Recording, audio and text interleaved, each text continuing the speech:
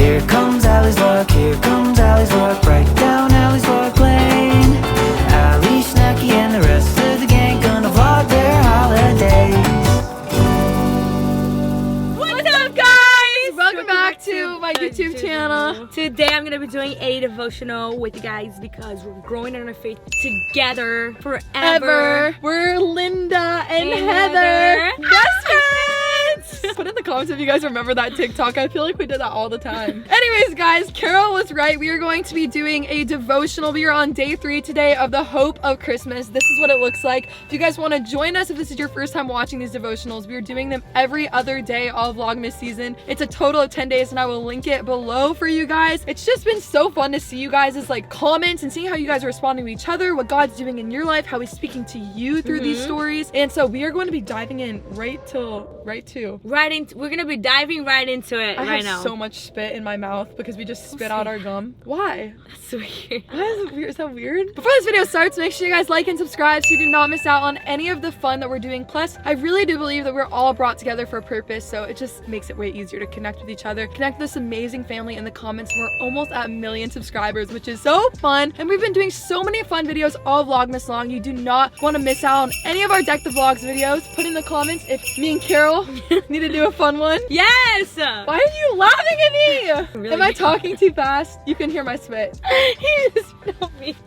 You're so cute. I literally love that. So we're on day 3. Here we go. Let's get some Jesus today. On that note. Matthew 2:11 says this: They entered the house and saw the child was with his mother Mary, and they bowed down and worshipped him. Then they opened their treasure chest and gave him gifts of gold, frankincense, and myrrh. I always wonder what that like is. Luke 12:34 says this: Wherever your treasure is, there the desires of your heart will be also. I'm not even gonna lie. That verse always puts me on my place. What do you think that means? Where my treasure is, that's Give where it like one the desires example. of my heart Give will one be example. also. Let's say I'm in the Starbucks drive-thru, right? And God calls me to like give the lady at the front a tip of $50. And automatically my heart is like, I don't want to do it. Like I want to keep the $50 for myself.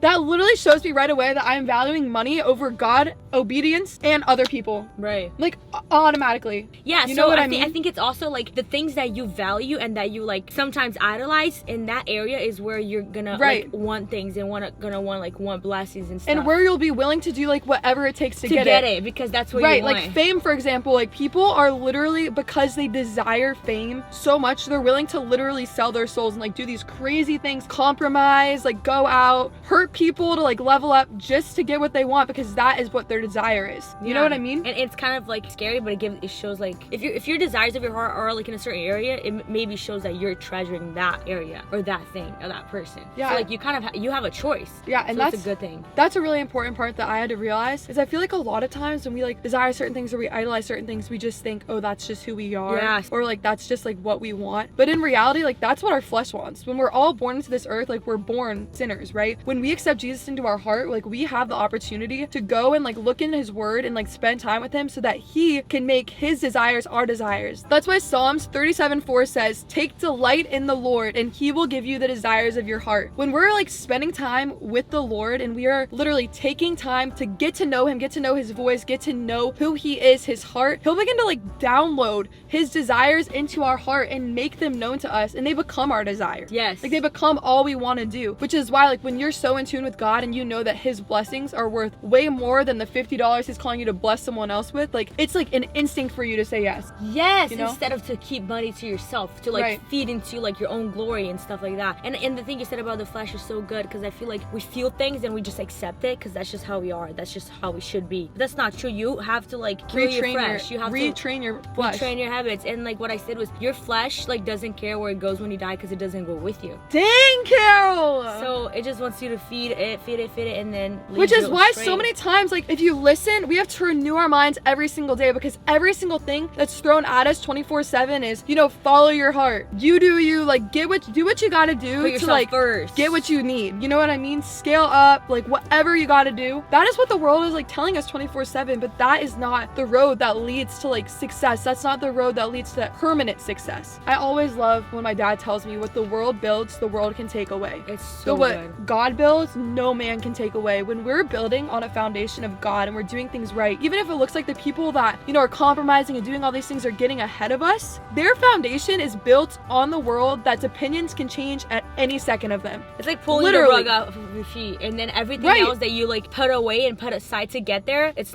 just gone. And then when you're going down, you think that the world's gonna help you or just gonna be there for you. They want nothing to do with you because you have nothing to offer anymore. Like, it's honestly so crazy because we think when we follow the desires of our flesh and when we're gaining approval from the world, it's actually freedom. When in reality, like, God gives us rules to protect us because he knows that even though it's disguised as freedom following our flesh and getting the world's approval, it's actually slavery. Because if you think about it this way, like, if you look at some like famous people right now that are speaking up, that were glorified for so long, but now we're like speaking up and like using their voice to share their opinions and being canceled right away. Like, everyone loves you until you say something that contradicts what a majority think, and then they tear you down. Everything's taken away. So true. Because you're not building on like that firm foundation. And I think it's really important to just remind ourselves every single day, we can change our desires. It's normal to have those checks and be like, ooh, something's wrong. I need to begin to spend time in my word and like ask God to make my desires his, because So I don't true. need to keep this. Okay, we're gonna get into today's devotional. Here we go. Jesus' Christmas list. For more than 50 years, my family has kept a tradition of holding a birthday party for Jesus. It all started when I was 3 years old and I asked my mom, what is Christmas? My mom told me it was Jesus' birthday. With my terrific 3-year-old logic, I said, we should have a birthday party. I love how 3-year-olds I think. know. I I want to be love like how that. they think. And we did a complete birthday cake, Kool-Aid, songs, cake, and candle birthday party. We've kept that tradition going for 4 generations now. The birthday party for Jesus has become a sacred time where we read the Christmas story and share what we're grateful for and what we're giving Jesus, which is one of the most memorable parts of the celebration. Often Jesus gets shut out during Christmas. I think just reading that, it really speaks to my heart and reminds me that God cares more about who we are than what we're doing. And I feel like even a lot of times it's easy for us to get distracted doing things for God and putting on events, putting on services, putting on Yes. Bible studies, like evangelizing, trying to share Jesus with people, that we miss out on actually having a real relationship with Yeah, him. so true. And both are important. We get caught up on doing the Right. right thing instead Right. of like actually being intentional about what's happening. Well, we put all of our energy into doing things for him that we don't have any energy left to invest in our relationship with him.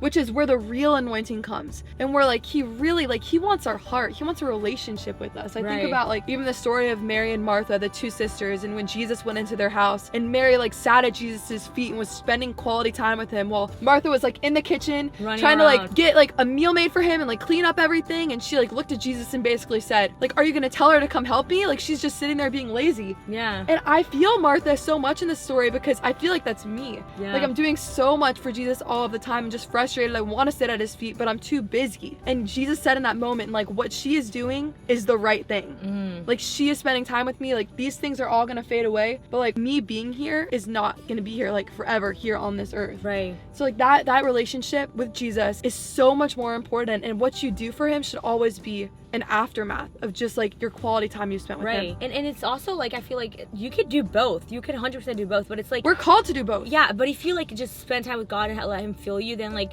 literally every interaction you have, people That's are gonna so see good. Jesus in you. You know what I mean? It's not like you don't necessarily, you have to go out there and like do your part, but like even like if somebody just comes to talk to you, they're gonna be able to like see that. You're gonna be pouring out like what Jesus poured into you because you allowed him to. Often Jesus gets cut out during the holiday season. Imagine I planned a party for you and invited a lot of people. Everyone brings lots of gifts, and the invitees trade presents with one another, and you get nothing. That's Christmas. We give gifts to everyone but Jesus, but let's be honest, what do you give a God who has everything? Right. That's true. That's true, Right. right? Actually, Jesus doesn't have everything. There are 4 things that he doesn't have unless you give them to him this Christmas. I love when they give you like something to actually do. I know. Number 1 is give him your trust. Faith is a voluntary matter. Jesus doesn't have your trust unless you give it to him. He will never force it. Make Jesus first place in your life. If anything or anyone other than Jesus holds the first place in your life, it's an idol. This Christmas, choose to make Jesus the first in your finances, your interests, your relationships, your schedule, and even your troubles. Give your heart to Jesus. Your heart is what you love, what you value, what you care about most. Jesus says, where your treasure is, there your heart will be also. One important way to give Jesus your heart this Christmas is by giving your resources to his work. Jesus doesn't need your money, but he wants what it represents, which is your your heart. Number 4 is bring people to Jesus. God wants family more than anything else this Christmas. He wants children who choose to love and trust him. It is the reason we celebrate Christmas. Invite someone to Jesus this Christmas. Tell someone about what Jesus has done in your life. The Bible tells us that the wise men didn't give Jesus their leftovers when they visited him on Christmas, but instead they gave 3 very valuable gifts. They bowed down and worshiped him and opened their gifts and gave him treasures of gold, frankincense, and myrrh. As you give Jesus your trust, make him first in your life. Give what you value to his work and bring other people to him. You're giving him gifts far more valuable than the ones the wise men brought. So tell Jesus happy birthday this Christmas and give him your best. I love that so much.